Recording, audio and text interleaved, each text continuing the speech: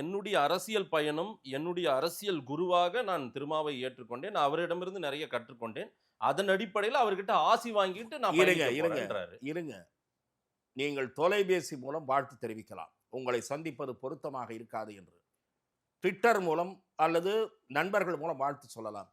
நீங்கள் மகிழ்ச்சியோடு வரவேற்று உங்கள் அலுவலகத்தில் பொன்னாடையெல்லாம் போர்த்தி வாழ்த்து தெரிவிக்கிறீர்கள் என்றால் திராவிட முன்னேற்ற கழகத்திற்கு உங்கள் மீது எப்படி சந்தேகம் வராமல் இருக்கும்? அது அந்த மாரி சந்தேகம் இருந்தா இந்நேரம் யாராவது பேசியிருப்பாங்க சார். நிச்சயமாக அப்படி நீங்கள் எதுவும் பத்திரிகைகளிலே படிப்பதில்லை என்று நினைக்கிறேன். ஓ, நான் திராவிட நான் முன்னேற்ற பேப்பரே படிக்கிறதில்ல விடுங்க. பத்து இல்ல வந்திருக்கிறது. ம். இரண்டாவது, நான் திராவிட முன்னேற்ற கழக நண்பர்களிடம் பேசினேன். ம்.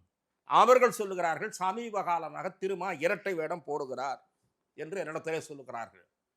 திருமா இரட்டை வேடம் போட மட்டுமல்ல, நான் சொல்லுகிறேன் திருமா இரட்டை வேடம் போடுகிறார் என்றால் ஒரு பக்கம் திமுகவுக்கு ஒத்து ஊதிக்கொண்டு ஜால்ரா அடித்துக் கொண்டு ஈசிஆரிலே நடந்த ஒரு அக்கிரமம், இளம் பெண்கள் பயணித்த காரை சில பொறுக்கிகள் துரத்தி கொண்டு போய் வழிமறித்து அக்கிரமம் செய்கிறார்கள். அந்த காரிலே திராவிட முன்னேற்ற கழக கொடி கட்டப்பட்டிருந்தது.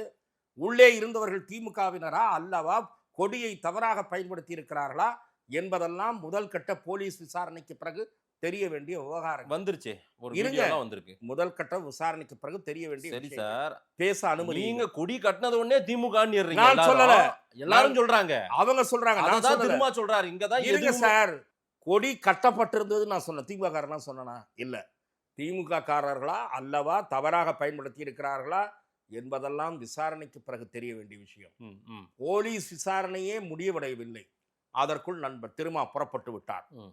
அவர் தமிழக காவல்துறையினுடைய தலைமை அதிகாரி போல அல்லது திமுகவினுடைய மாவட்ட செயலாளர் போல அடுத்த நாள் பேட்டி ரொம்ப அளிக்கிறார். இது பண்ண வேண்டாம் சார். அவர் வந்து திமுக கொடி கட்டிய காரில் வந்ததாலேயே திமுகவினர் அல்ல. ஏன் உங்களுக்கு என்ன அப்படி நோகுது திமுகவுக்கு முட்டுக் கொடுப்பதற்கு? ஒரு திருமா நம்பிக்கை அளிக்கக்கூடிய வகையிலே உயர்ந்தார். இன்றைக்கு அவரது இமேஜ் இம்மாதிரி பேச்சுக்கள் மூலம் ஆளுங்கட்சிக்கு முட்டுக் கொடுக்க முன் வருவதன் மூலம் அவருடைய இமேஜ் சட சடவென்று சரிந்து கொண்டிருக்கிறது.